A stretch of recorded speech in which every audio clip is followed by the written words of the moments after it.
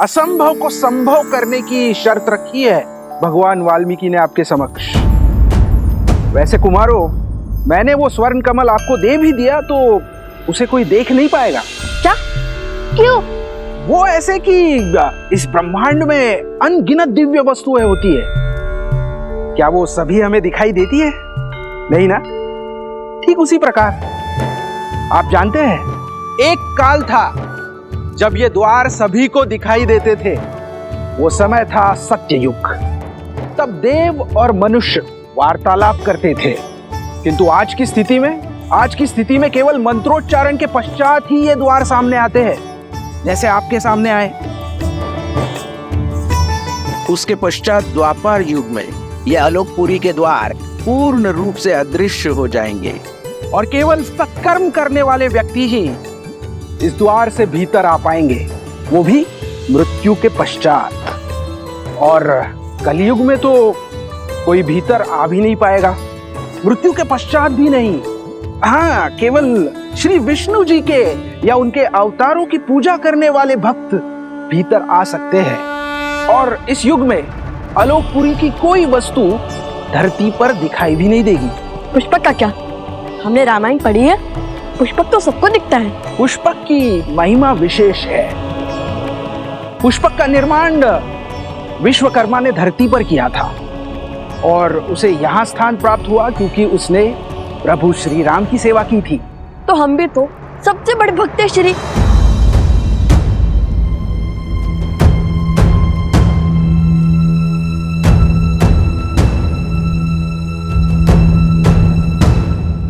देखिए, हमें स्वर्ण कमल दे दीजिए।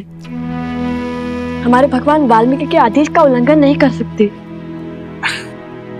क्षमा करें, वो संभव नहीं है। मेरी बात मानिए कुमारों, आप आश्रम लौट जाइए और अपना जीवन तपस्या में लगाइए। कदाचित उचित समय आने पर आपको वो स्वर्ण कमल मिल जाएगा। सुनिए, विनती कर रहे हैं, दे दीजिए स्वर्ण कमल, अन्यथा बल से छीन लेंगे।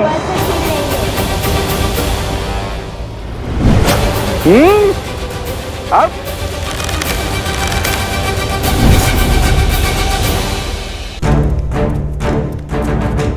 कुछ ये यक्ष है, हम इन पर प्रहार नहीं कर सकते।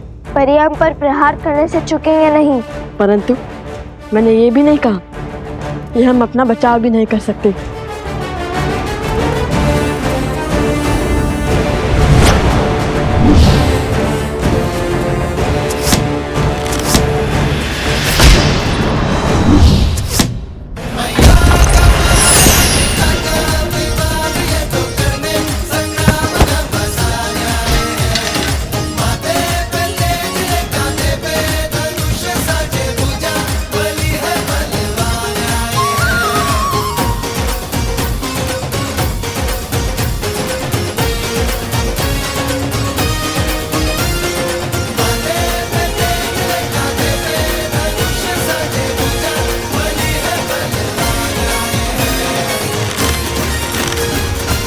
शांत हो जिया। अब यदि हम चाहे तो आपको और आपकी सेना को हमारे बाणों से चलनी भी कर सकते हैं, परंतु करेंगे नहीं। हमें स्वर्ण कमल दे दीजिए और ये अध्याय यही समाप्त कीजिए। इतनी शीघ्रता क्या है?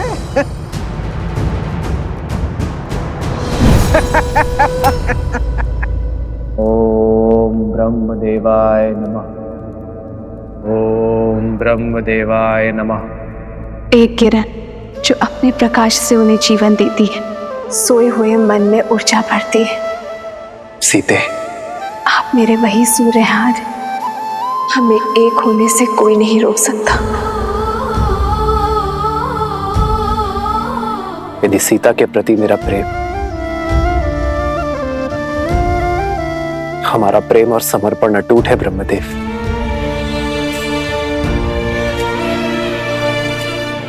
तो सीता की ये प्रतिमा जो मेरे लिए जीवंत है, संसार के लिए भी उसे प्राणमान कर दीजिए ब्रह्मदेव।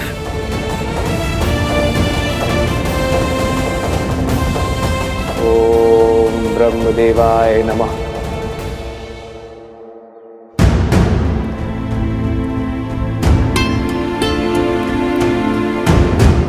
क्या हुआ वन देवी, कुछ चिंतित लग रही हैं आप। मन विचलित था तो सोचा ऋषि भारद्वाज से मिल लो, किंतु गुरु माँ वो ना तो अपने कुटीर में है और ना ही ध्यान क्षेत्र में।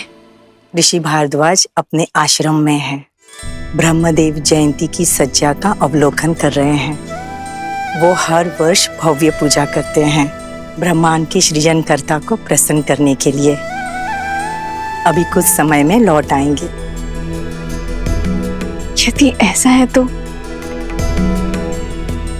गुरु माँ मुझे आज्ञा दीजिए, मैं जाके उनका मंदिर स्वच्छ कर देती हूँ। किसी कार्य में व्यस्त रहूंगी तो मन भी विचलित नहीं होगा। क्यों नहीं पुत्री, तुम्हारी श्रद्धा के दीप से पूरा आश्रम जगमगाएगा।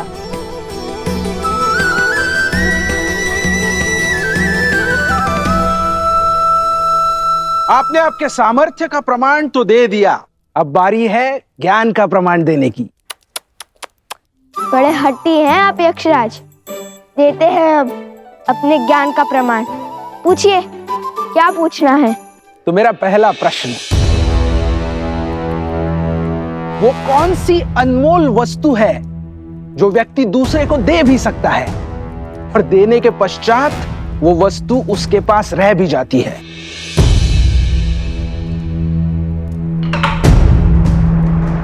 प्रेम। प्रेम बांटने से घटता नहीं है, कभी कभी दुगना लौट कर भी आता है। अति उत्तम।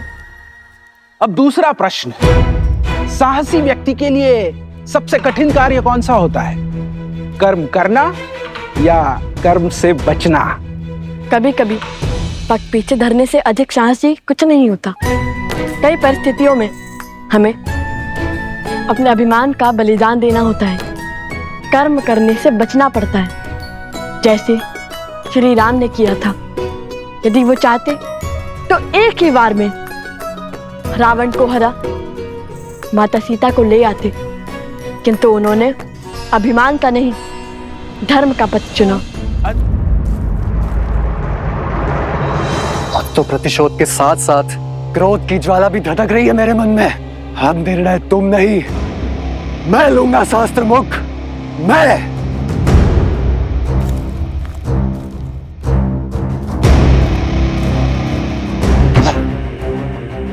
इतने वर्षों में कुछ भी नहीं कर पाया वो शास्त्र मुख रावण, और तो और अपने ही पुत्रों के प्राण लील गया। जो स्वयं सफल ना हो सका वो मुझे क्या निर्देश देगा?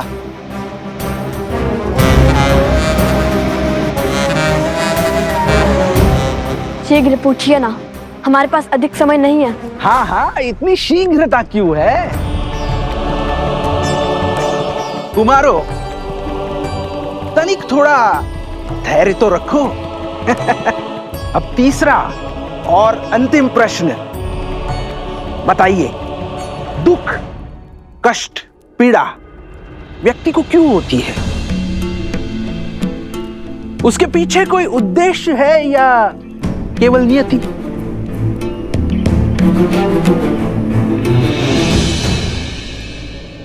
जिस प्रकार अग्नि इस बाती को जलाती है, किंतु इतना कष्ट सहने के बाद भी बाती अग्नि का साथ नहीं छोड़ती, उसी प्रकार श्रद्धा हृदय को पीड़ा तो दे सकती है, किंतु इसका अर्थ ये नहीं है कि तुम श्रद्धा का ही त्याग कर दो। पीड़ा, ये पीड़ा ही तो है जो आत्मा को ज्ञान का प्रकाश देती है। पीड़ा हमारे जीवन को साकार करती है, पीड़ा हमारे चरित्र को आकार देती है। कठिनाइयाँ और संघर्ष हमारे शिक्षक हैं। पीड़ा व्यक्ति के व्यक्तित्व को प्रकाशित करती है। ठीक उसी प्रकार जिस प्रकार बाती स्वयं जलकर अंधेरे कक्ष को जगमग करती है।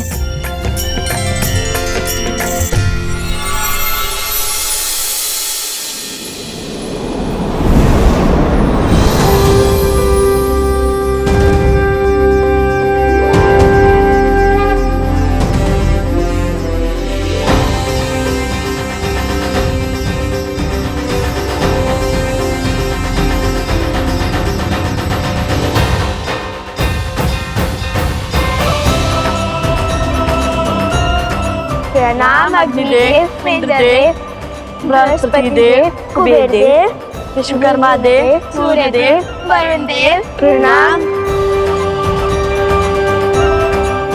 आयुष्मान भव पुत्र, आप दोनों अपनी परीक्षा में निपुण हुए और ये सिद्ध कर दिया कि आप दोनों केवल बल में ही नहीं अपितु बुद्धि से भी धनी हैं। हमें देखना चाहते थे कि आप ये दुर्लभ स्वर्ण कमल पाने योग्य हैं भी या नहीं। अरे फिर तो ये प्रश्न सबसे पहले पूछना चाहिए था यक्ष राज कुबेर जी को। हम उसी क्षण उत्तर दे देते। हमारा इतना समय तो व्यर्थ ना होता। जानते हैं कितना दायित्व है हमारे कंधों पर। तो अब हमें अपने भूल की भरपाई करनी होगी। हम आपके बल और बुद्धि दोनों से अति प्रसन्न हैं। उपहार और आशीर्वाद स्वरूप कुछ दिव्य अस्त्र स्वीकार कीजिए। आपको शीघ्र ही इनकी आवश्यकता पड़ेगी। आप दोनों जब चाहे इन अस्त्रों का आवाहन कर सकते हैं।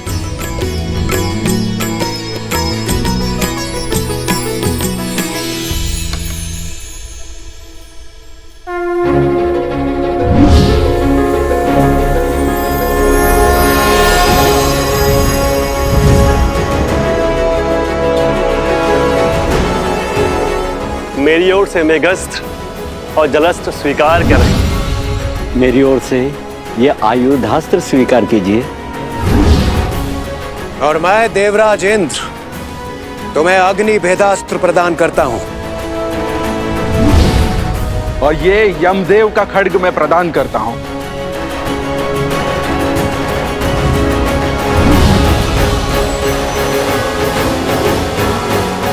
धन्यवाद देवतागण।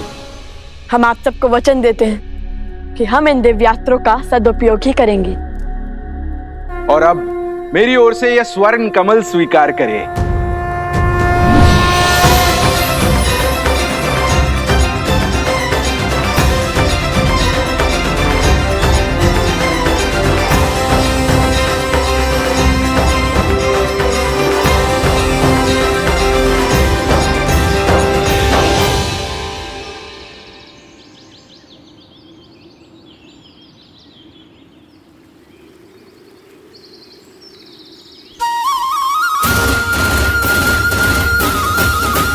धन्यवाद कुबेर देव।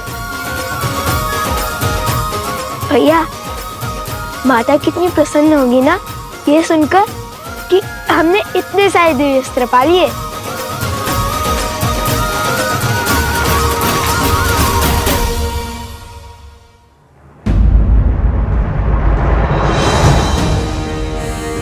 अरे शत्रुघ्न महाराज तो यहीं खड़े।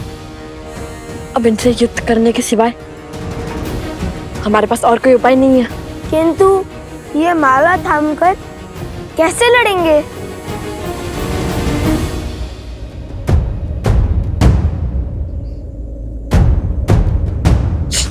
धीरे बोलो। देखो हम देख नहीं पा रहे। दृष्टिहीन सैनिक। यदि दृष्टिहीन होते तो सेना का भाग कैसे बनते? अभी पता करता हूँ।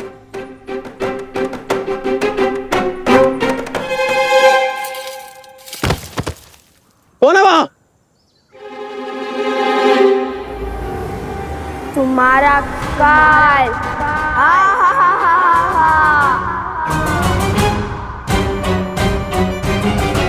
हम तो अदृश्य हो गए। ये शक्ति किस देवता ने दे दी हमें?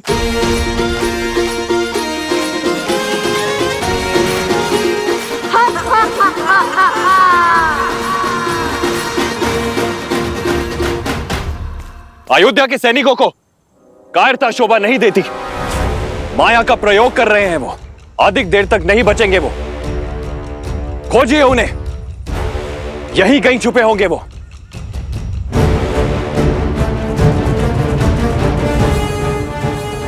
शीघ्र निकलते हैं यहाँ से।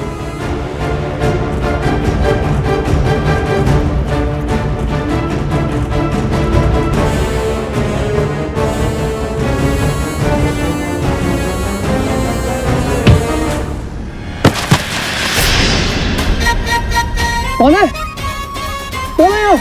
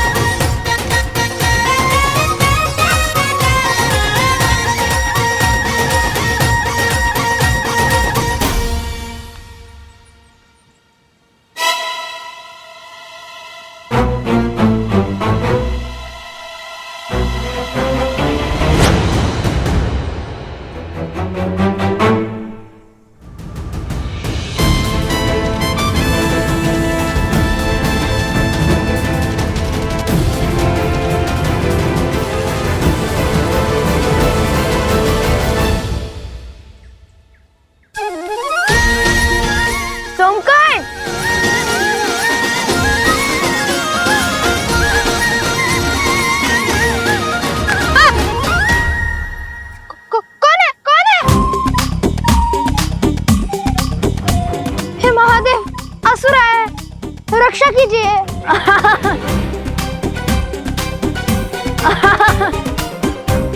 कुश, भ्राता लव? नहीं कुछ,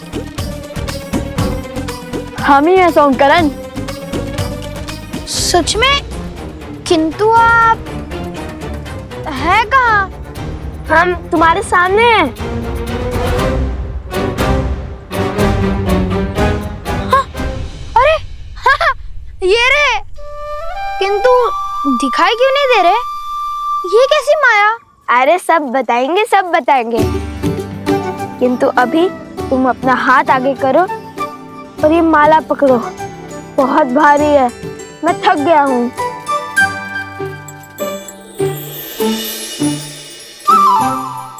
अरे सोमकर्ण, तुम तो अदृश्य हो गए और तुम दिखाई देने लगे। ये कैसे हुआ? अर्थात ये कोई दिव्य शक्ति नहीं, इस दिव्य स्वर्ण कमल की माया है। अरे लाओ लाओ सोमकर्ण, बस अब हो गया। अब मेरी थकान दूर हो गई।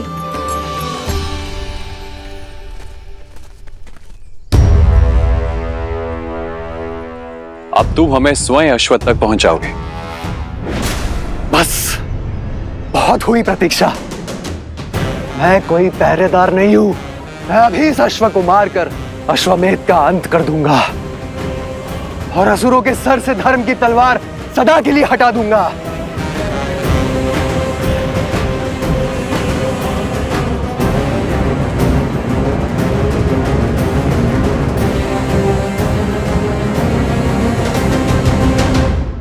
अब चलो, शीघ्र चलते हैं। अश्व हमारी प्रतीक्षा कर रहा होगा। हाँ ठीक है भैया, चलिए चलते हैं। हम ये माला अश्व को पहना देंगे, किंतु माता को नहीं देंगे। यदि माता दृश्य हो गई तो?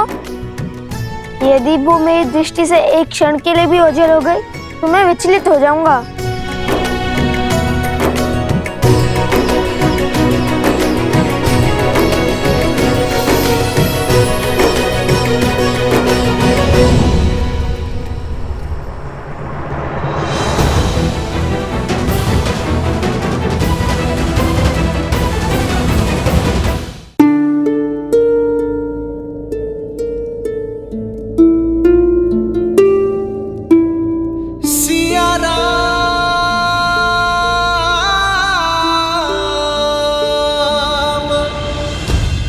श्री राम, श्री राम।